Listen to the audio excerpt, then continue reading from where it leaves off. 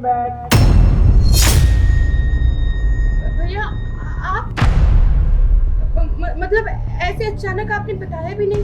वो अपने भाई को राखी बांधने के लिए नहीं आएगी, इसका मतलब ये थोड़ी ना कि तेरा भाई भी नहीं आएगा तेरे से राखी बंधवाने के लिए। आप आइए ना, अंदर आइए।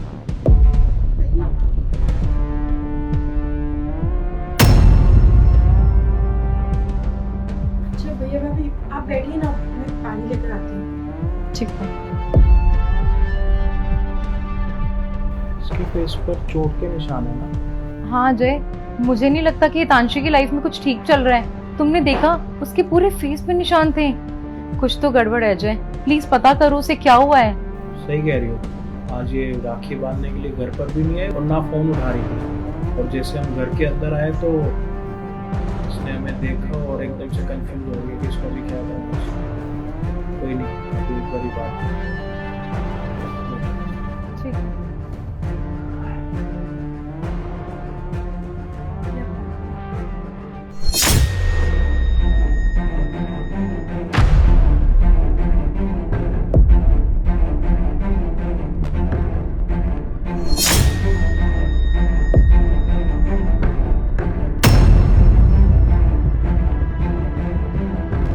राखी पर घर क्यों नहीं आई तू?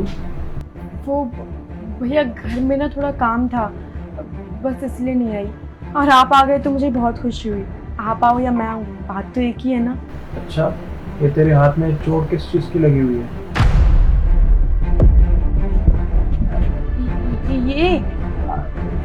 ये भैया मैं किचन में गिर गई थी, बस उससे चोट आ गई। आप बैठिए, मैं पूजा की थाली लेकर आती हूँ।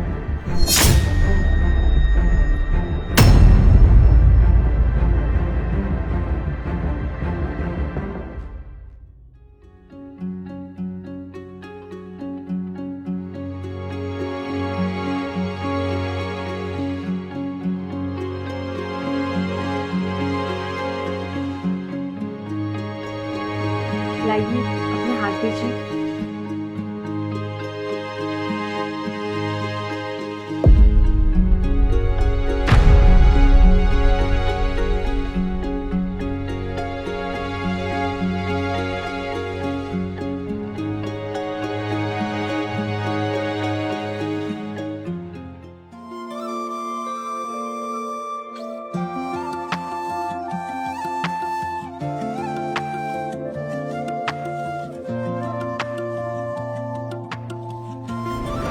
चलिए मेरा नेक दीजिए। पहले तू मुझे ये बता, तू मुझसे क्या छुपा रही है? कुछ नहीं भैया, मैंने बताया तो किचन में गिर गई थी, बस और कुछ नहीं। देख बहन, मैं तुझे अच्छे से जानता हूँ। पूरा बचपन मैंने तेरे साथ निभाया और तेरे साथ गुजारा। तू कब सच बोलती है, कब झूठ बोलती है, सारी चीजें मुझे समझ आ रहा है। और ये जो तेरे हाथ में और तेरे ये फेस पर जितने भी निशान है ना, ये किचन के निशान नहीं है। और एक बात बता, ये जीजा जी का है? वो बाहर गए हैं किसी काम से। रक्षाबंधन वाले दिन? हाँ भैया। अरे कल से तेरे को फोन कर रहे हैं, फोन नहीं उठा रही। रक्षाबंधन वाले दिन तू हमारे घर पर नहीं आई राखी बांधने के लिए। कितने परेशान हो रहे थे हम दोनों। हम खुद ही आ गए यहाँ पे राखी बंधवाने के लिए, और आके यहाँ पे क्या देख रहे हैं कि तेरे चोट लगी हुई है, और ऊपर से झूठ बोल रही है कि कुछ हुआ नहीं है भैया, ये तो मैं किचन में फिसल गई थी। जब तू किचन में फिसली तो कहाँ कहाँ चोट आई तेरे को? सर पर, हाथ पर, मुंह पर। और मुझे अच्छे से पता है कि मेरी बहन मुझसे झूठ बोल रही है, और मैं अपनी बहन को बहुत अच्छे से जानता हूं। तो अब चुपचाप सच्चाई अपने भाई को बताएगी, हाँ या ना? नहीं बताना? कोई बात नहीं, चलो नहीं। भैया आप ऐसे मत जाइए। शादी के बाद पहली बार तो आप मेरे घर आए हैं और ऐसे जा रहे हैं, अपनी बहन से बात भी नहीं करेंगे ठीक से। मैं आपको सारी सच्चाई बताती हूँ। ये निशान,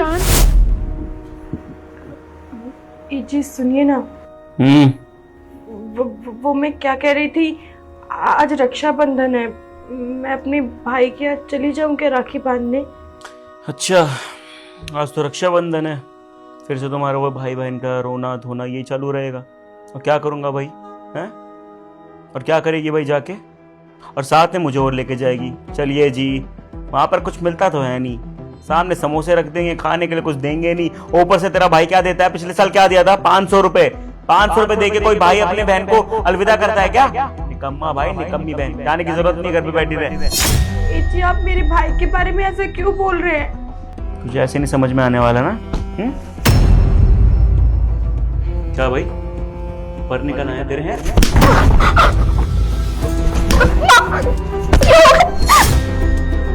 ज्यादा बोलना आता है कि तुझे? है ज्यादा बोलेगी? तू मजाल कैसे हुई मेरे सामने बोलने की? ऐसा है, जाने की जरूरत नहीं है, भाग यहाँ से।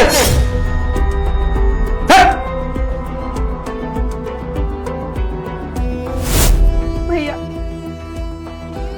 शादी के पहले बहुत अच्छे थे वो, और शादी के 2 महीने बाद पता नहीं उनको क्या हो गया। पहले वो मुझसे बहुत प्यार करते थे, मेरी बहुत चिंता करते थे, मेरा बहुत ख्याल रखते थे।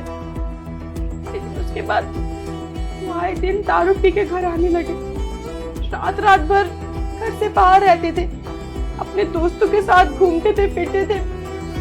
इतने कॉल करते थे, मेरा कोई रिस्पॉन्स नहीं करते थे। और फिर उन्होंने मुझे मारना पीटना चालू कर दिया।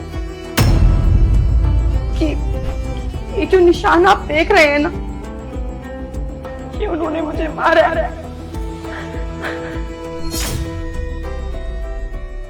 कहाँ है जीजा जी? वो अंदर कमरे में। मैं अभी जाके जीजा जी से बात करता हूँ। नहीं प्लीज भैया, आप उनके पास मत जाइए, उनसे कुछ मत कहिएगा, वो बहुत गुस्से वाले हैं और पता नहीं मेरे साथ क्या करेंगे। मैं क्या के हाथ जोड़ती हूँ भैया, प्लीज उनसे कुछ मत बोलिए। मैंने लव मैरिज की, मम्मी ने, पापा ने, आपने, सबने मुझे मना किया था, सबने मुझे रोका था कि ऐसे लव मैरिज मत कर, हम तेरे लिए एक अच्छा सा लड़का देखेंगे जिसको हम जानते हो, पहचानते हो, रिश्तेदारी में हो। लेकिन मैंने इतनी जिद करी कि मेरी जिद के आगे आप सबको झुकना पड़ा और मेरी शादी इनसे करवा दी। और भैया अपनी गलती की है तो सजा भी तो मैं ही भुगतूंगी ना, तो बस उस चीज की सजा मिल रही है मुझे। देख छोटी, मैंने माना कि तूने जल्दबाजी में आके, उसकी बातों में आके तूने उसके साथ शादी की है, लव मैरिज करी है। पापा ने तेरे को 1000 बारी मना करा, मम्मी ने तेरे को हाथ जोड़े कि उस लड़के के साथ शादी मत कर, अपनी किसी कास्ट में शादी कर, जिसको हम जानते हैं उसके साथ शादी कर। लेकिन तेरी जिद थी कि शादी करूंगी उसके साथ, नहीं तो मैं ये घर छोड़ के जाऊंगी। पापा ने तेरी शादी पता है क्यों कराई? क्योंकि हमारा नाम खराब ना हो, जो पापा ने इतने सालों से इज्जत कमा के रखी है वो खराब ना हो। मम्मी ने तेरे सामने हाथ जोड़े। पापा ने तेरी शादी पता है क्यों कराई? क्योंकि वो परेशान हो रहे थे कि तू जिद कर रही है, अगर तू घर छोड़कर जाएगी तो पूरे परिवार में, खानदान में, समाज में नाक कट जाएगी। पापा परेशान थे, उनके पास कोई और ऑप्शन नहीं था, तो उन्होंने तेरी शादी करा दी। अगर उस टाइम पर मेरी सुनती, मम्मी पापा की सुनती, तो आज तेरी जिंदगी खराब होती। हाँ हितांशी, तुम्हारे भैया सही कह रहे हैं, लव मैरिज करना तुम्हारी चॉइस थी। अरे तुम्हारे पेरेंट्स तो इतने अच्छे लड़के ढूंढ रहे थे तुम्हारे लिए, अरेंज मैरिज के रिश्ते आए थे इतने अच्छे अच्छे, लेकिन तुमने ही तो रिजेक्ट किया था ना। ये लाइफ तुमने ही तो चूज की है, अब तुम ही भुगत रही हो। लेकिन कोई बात नहीं, एक चीज का ध्यान रखना, तुम्हारे भैया और तुम्हारी फैमिली हमेशा तुम्हारे साथ है। और वैसे भी ये लड़के ऐसे ही होते हैं हितांशी, स्टार्टिंग में बहुत अच्छा बन के दिखाते हैं, सब कुछ करेंगे तुम्हारे लिए। एक बारी जब लड़की से शादी हो जाती है तो वो तुम्हें बहुत बुरी तरीके से ट्रीट करते हैं, क्योंकि उनको लगता है कि अब इन लड़कियों के पास और कोई ऑप्शन तो है नहीं, अभी हमारे साथ ही रहेगी। पर कोई बात नहीं, हम तुम्हारे साथ हमेशा हैं। कैसे बताती मैं, किस मुंह से बताती? जब खुद की पसंद से शादी करी थी, और जब खुद की पसंद से शादी करते हैं ना, तब माँ बाप, भाई बहन, भैया भाभी किसी से कुछ नहीं कह सकते। बस वही सब मेरे साथ हुआ। मैंने आपको कुछ नहीं बताया भैया, अब ना मैंने सब कुछ भगवान के भरोसे छोड़ दिया। अब जो मेरे भगवान को ठीक लगेगा वो वैसा करेंगे। थक गई हूं मैं अब तो मुझे आदत हो गई है दर्द सहने। कैसी बातें कर रही है? तेरा भाई जिंदा है, तूने अपनी एक भी बात मुझे नहीं बताई कि तेरे साथ इस घर में क्या बर्ताव रह रहा है, किस तरीके से तेरे साथ घर वाले रह रहे हैं, क्या कर रहे हैं तेरे साथ। तूने शादी करके अपनी क्या ज़िंदगी ख़राब कर दी। अब तेरे को यहीं रहना है, सारी चीज़ें यहीं करनी है। इतना कुछ तेरे साथ हो रहा है, ज़रूरी नहीं है इस घर में रहना। अगर तू यहाँ पे खुश नहीं है तो मैं नहीं चाहूँगा कि मेरी बहन उस घर में रहे जिस घर में वो कभी खुशी ना हो। तू हमारे साथ हमारे घर चल, और समाज वालों के साथ हमें क्या लेना देना, हमें अपने परिवार से लेना देना है। और तुझे किसने बोला कि तू हमारे लिए बोझ हो गई? शादी हो गई तो इसका मतलब तू हमारे लिए बोझ हो गई? हमारे घर में रहेगी, वो भी तो तेरा ही घर है, और मुझे कोई प्रॉब्लम नहीं है, और मुझे नहीं लगता कि निधि को भी कोई प्रॉब्लम होगी तुमसे। नहीं नहीं, मुझे क्यों प्रॉब्लम होगी? ये अभी भी इस घर की छोटी बहन ही है। अरे मैं इसकी ननद थोड़ी हूँ, मैं तो इसकी बेस्ट फ्रेंड की तरह हूँ। तो तुम्हें कोई भी प्रॉब्लम हो तुम हमसे शेयर कर सकती हो। नहीं भैया, मैं कहीं नहीं जाऊँ। अब चाहे मेरी जिंदगी में सुख हो चाहे दुख हो, इस घर में ही बिताना है। और मुझे लगता है कि ये सब कुछ मेरे कर्म का फल है। पिछले जन्म में मैंने कुछ ऐसा किया होगा जिसकी सजा मुझे आज मिल रही है। अब मैंने सब कुछ अपने कृष्ण भगवान पे छोड़ दिया है। उनको जो ठीक लगेगा, जैसा ठीक लगेगा वो करेंगे। ठीक है, जैसे तेरी मर्जी, पर एक बात याद रखियो, हमारे घर के दरवाजे तेरे लिए हमेशा हमेशा के लिए खुले। जब भी तेरे को लगे कि तुझे यहाँ पे नहीं रहना और तू वापस आना चाहती है तो एक फ़ोन कर दियो बस, तेरा भाई तुझे खुद आएगा लेकर। और अपने पति को बोल देना कि हम चले गए, बाहर आ जाएगा वो।